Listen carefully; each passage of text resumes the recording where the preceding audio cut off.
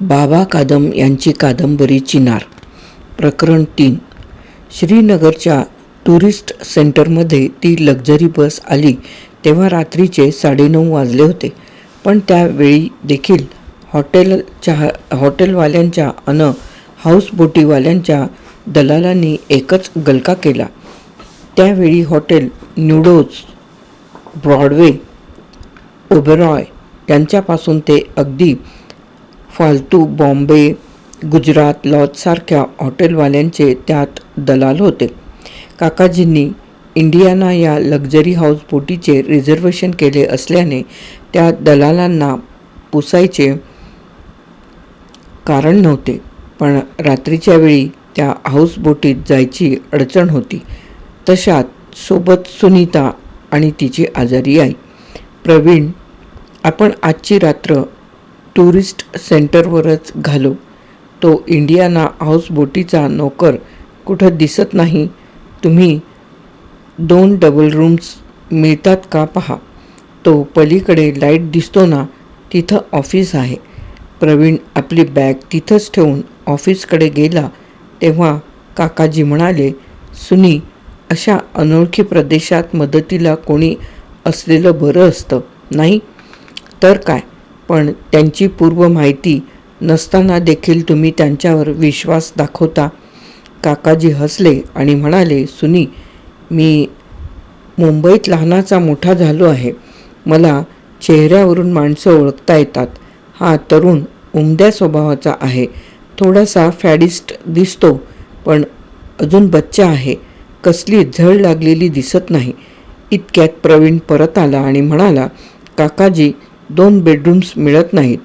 एक डबल अन एक सिंगल मिळाली, ती घेतली. Very good. आणि पैसे माझ्याजवळचे दिले. That's not good. Come on Sunita, चल. त्या डबल रूममध्ये सुनीता आणि मा यांचं सामान ठेवलं. काकासाहेब आणि प्रवीण दुसऱ्या रूममध्ये आले. कपडे बदलून झाल्यानंतर ते म्हणाले, प्रवीण, थोडं काहीतरी खायला हवं. मी जाऊन येतो खाली. हे बघ, जेवणच पाहिजे असं काही नाही. ब्रेड आणि ऑमलेट मिळालं तरी पुरे. प्रवीण खाली गेल्यानंतर काकाजींनी बॅगेतली विस्कीची बाटली खोलली, ग्लास भरला आणि कॉटवर भिंतीला टेकून बसत त्यांनी ओठाला ग्लास भिडवला. आतापर्यंत ते इतक्या वेळा काश्मीरला आले होते, पण प्रत्येक वेळी एकटे 8-10 हजार रुपये घ्यायचे आणि सरळ मुंबईहून प्लेनने श्रीनगरला यायचे. याही खेपेला त्यांना प्लेनने यायचं होतं, पण सुनीताच्या आईनं विमान प्रवासात आपल्या छातीवर दडपण आल्यासारखं होतं अशी तक्रार केल्यानं तो बेत सोडून द्यावा लागला. त्या मुंबई सेंट्रलपासून ते जम्मू तावी स्टेशनपर्यंत फर्स्ट क्लासनं प्रवास करावा लागला. त्यामुळे ते थोडे वैतागले होते. सुनीता आणि दमयंती यांना सोबत घेऊन जायचं म्हणजे डोक्याला कटकट होणार याची त्यांना जाणीव होती. पण नाईलाज होता. 4-5 वर्षात 10-15 हजार रुपयांची औषधं झाली होती. पण दमयंतीच्या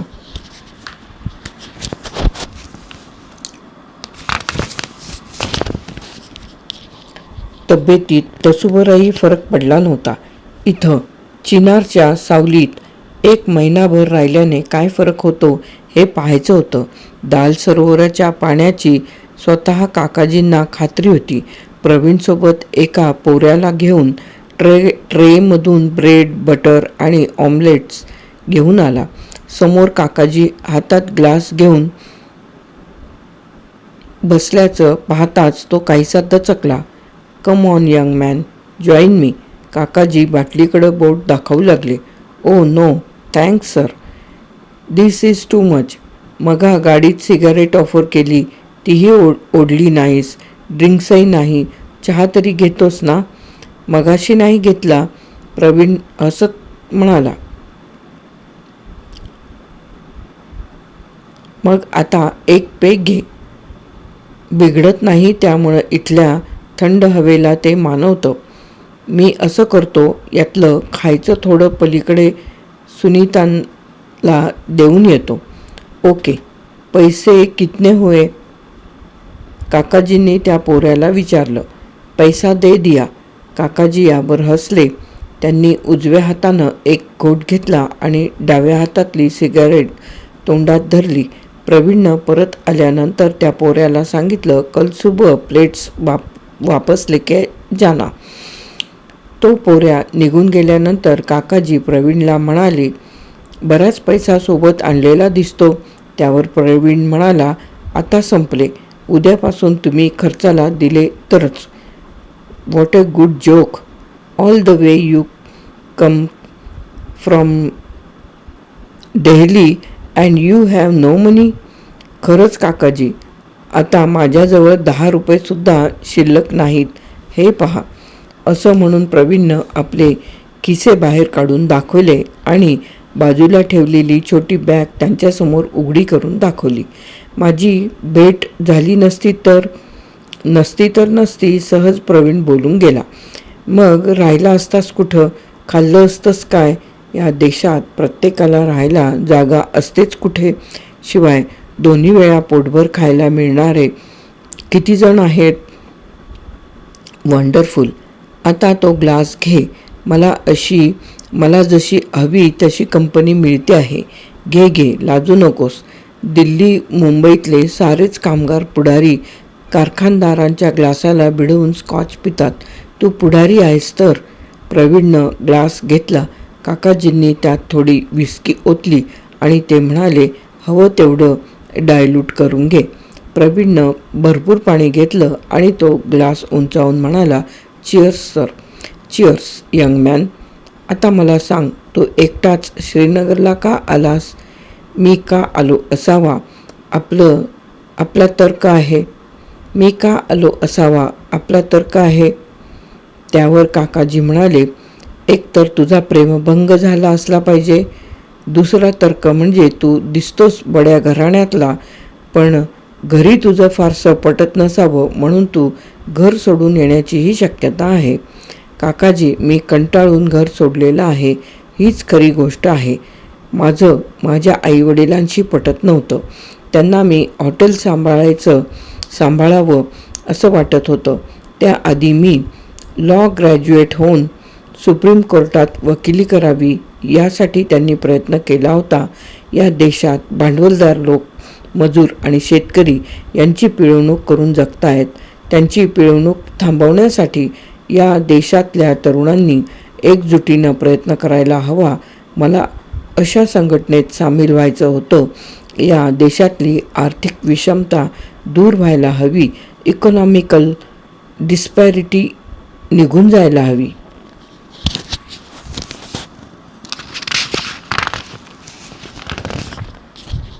दॅट्स व्हेरी नाईस.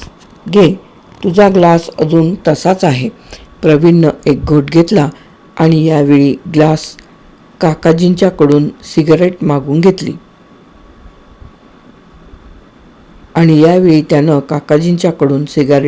घेतली. त्यांनीही ती आनंदानं दिली. स्वतः लायटरनं शिलगावली आणि ते म्हणाले, मग तू कम्युनिस्ट की सोशलिस्ट? गमतीनं त्यांनी विचारलं. या दोन्हींवर माझा विश्वास नाही. मग आणि कोणता इझम स्थापन करणार आहेस? काकाजी, सॉरी, चर्चा चेष्टेच्या स्वरूपात नाही करीत होतो.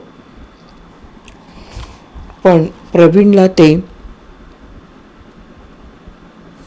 काकाजी सारी चर्चा चेष्टेच्या स्वरूपात करीत होते.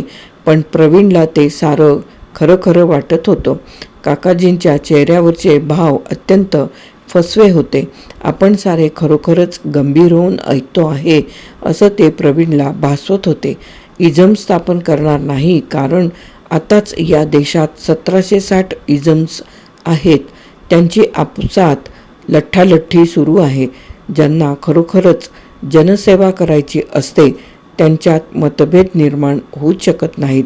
या देशातल्या विरोधी पक्षांत जोपर्यंत मतभेद आहेत तोपर्यंत शेतमजूर आणि कामगार यांचं कल्याण व्हायचं नाही. अगदी बरोबर बोललास. पण प्रवीण, तुझ्या ग्लास संपव की अगोदर. प्रवीणनं ग्लास उचलून ओठाला लावला. बरं, आता मला सांग, तुझा इकडे येण्याचा उद्देश कोणता? काय झालं काकाजी? माझे डॅडी आणि मम्मी मला वारंवार म्हणायचे की आम्ही आहोत म्हणून तू आहेस. या जगात स्वतंत्ररित्या जगण्यास तू असमर्थ आहेस. मला एकदा त्यांना दाखवून द्यायचं होतं की मी कुठेही जगू शकतो आणि ते देखील तुमच्या आधाराशिवाय. अच्छा, मग आता इथं काय करायचा हेतू आहे तुझा?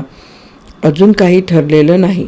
अगोदर उपजीविकेचं काहीतरी साधन शोधणार आणि त्यानंतर माझे जे स्वप्न आहे शेतमजूर आणि कामगार यांच्या उन्नतीसाठी इथं संघटना उभी करणार. पण श्रीनगर हे काही औद्योगिक शहर नाही. इथं कारखाने म्हणशील तर जवळपास नाहीतच. गव्हर्मेंट उलन फॅक्टरी एक आहे आणि मग त्यानंतर छोट्या मोठ्या काश्मीरी शाली विणण्याचे माग आहेत. पण बहुतेक विणकर हे स्वतःच्याच मागावर काम करतात. बाकीचे काही लाकडाच्या वस्तू तयार करतात, काही कलाकुसरीची कशिदा काढण्याची कामं करतात. पण ते सर्व ऑफ सीझनला. आता सीझन चालू असला की सर्वजण टुरिस्टवर जगतात.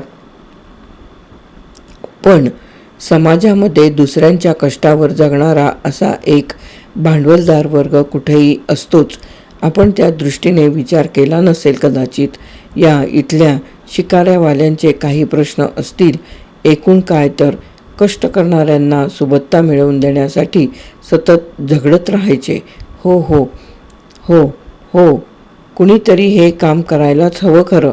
पण प्रवीण, हे काश्मीरी लोक आपले इथले पुढारी सोडून तुझ्या पाठीमागून कसे येतील?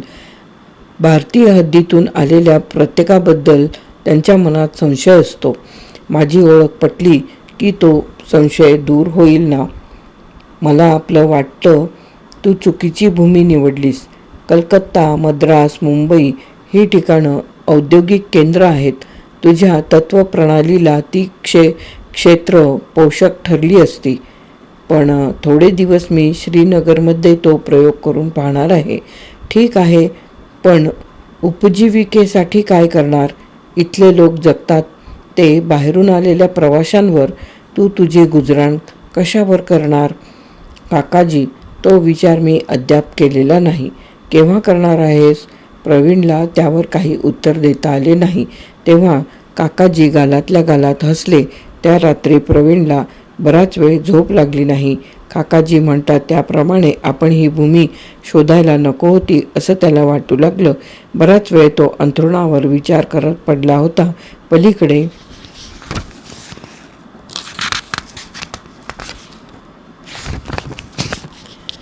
पलीकडे कॉटवर काकाजी घोरत होते. आपण कुठल्या अनोळख्या जागी आलोत याचा थोडासुद्धा त्यांच्यावर परिणाम नव्हता. सकाळी उजाडल्यावर टुरिस्ट सेंटरचा परिसर अतिशय प्रसन्न वाटू लागला.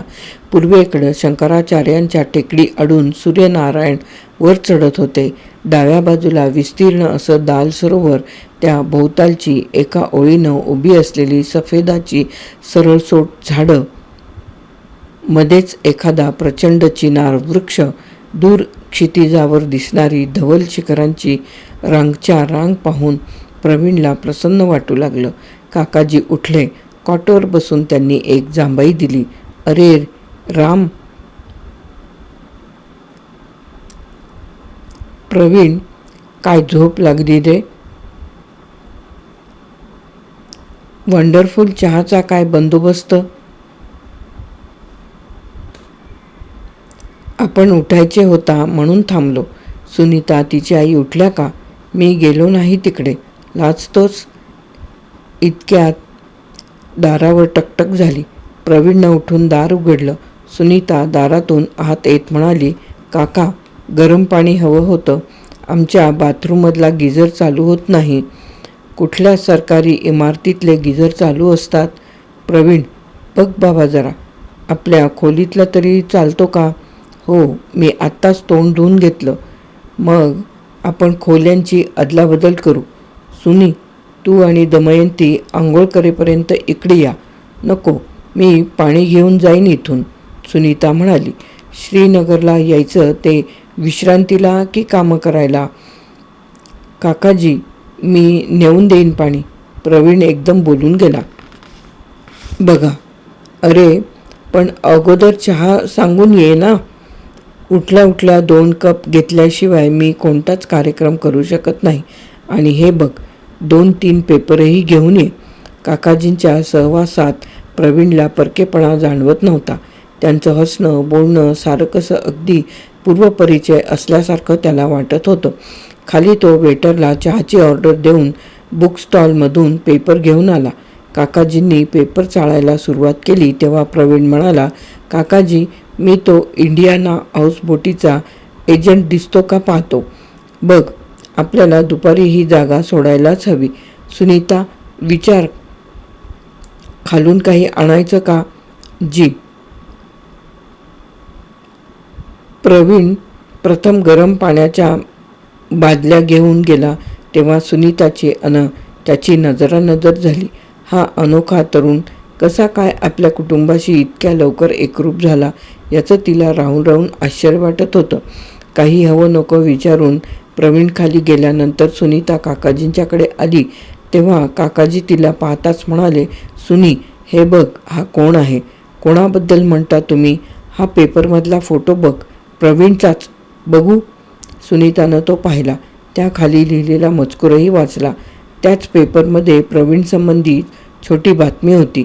दिल्लीतल्या प्रसिद्ध दी ग्रँड पंजाब लॉजचे मालक श्री सोमनाथ माथुर यांचा एकुलता एक मुलगा घरातून बेपत्ता. दिल्ली पोलिसांचे त्याला शोधण्याचे प्रयत्न चालू. या मथळ्याखाली प्रवीणची थोडक्यात माहितीही दिली होती. तो कोणाला भेटेल त्याला 2,500चे बक्षीस सोमनाथ माथुर यांनी जाहीर केल्याचाही उल्लेख होता. लक्षाधीश माणसाचा हा समाजवादाचे बेट डोक्यात घेतलेला प्रवीण आपल्या समवेत आहे हे पाहून काकाजींना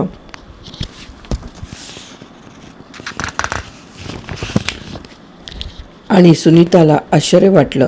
तरीच सुनी, मला त्याच्या बोलण्यातून तो थोडासा माथेफिरू असावा अशी शंका आली होती.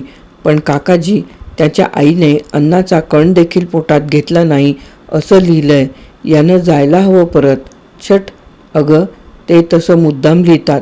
कोणी उपाशी राहत नाही. पण आता आपण त्याला हे कळू द्यायचं नाही. लक्षात ठेव. कदाचित आपल्याला हे ठाऊक झालंय असं त्याला समजलं तर तो आपल्याही हातावर तुरी देऊन निघून जाईल. मग याला घरी परत पाठवण्याच्या दृष्टीनं आपण काहीच प्रयत्न करायला नको. थोडं थांब सुनी. तापलेल्यावर एकदम पाणी टाकायचं नसतं. जरा थंड होऊ दे तो. या जगातली जरा झळ बसू दे त्याला. आपोआप ताळ्यावर येईल. पण तोपर्यंत त्याच्या आईचं काय होईल. काही होणार नाही. आणि तिच्याबद्दल तुला चिंता वाटत असली तर एक निनावी पत्र पाठवून दे. तुमचा प्रवीण इथं श्रीनगरमध्ये नको. सुनी, श्रीनगरचा पत्ता जर कळला तर सोमनाथ माथुर पत्नीसह विमानानं लगेच येतील. आपण त्या सोमनाथ माथुरना परभारेच तो हिंदुस्थानात एका मोठ्या शहरी सुखरूप आहे हे कळवण्याची व्यवस्था करू. मग झालं की नाही. चालेल. पण हा इतका सधन माणसाचा मुलगा आई वडिलांना सोडून आला कसा. सुनीतानं विचारलं. काय आहे सुनी, ही आजकालची पोरं आहेत ना, यांना आपण काहीतरी अचाट करून दाखवावं असं वाटतं. आमचा चंद्रसेन आणि हा यांच्यात तसा फरक नाहीच. आईबापांविषयीची माया प्रेम हल्लीच्या पिढीतून लोप पावलेलं आहे. तुझ्यासारखी एखादीच. काकाजी, तुम्ही काही म्हणा, पण याचं मतपरिवर्तन करून याला परत त्याच्या आईवडिलांच्याकडे पाठवण्याचं काहीतरी करायलाच हवं आपल्याला.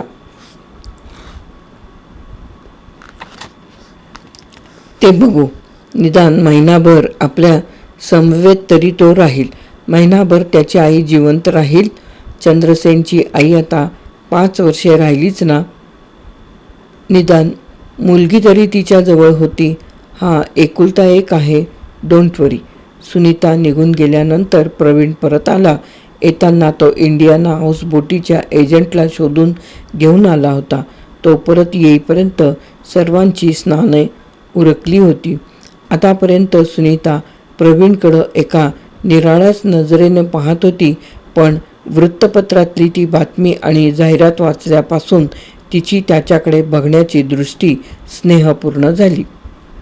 प्रकरण 3 येथे समाप्त. बाबा कदम यांची कादंबरी चिनार प्रकरण 3 येथे समाप्त. चिनार बाबा कदम.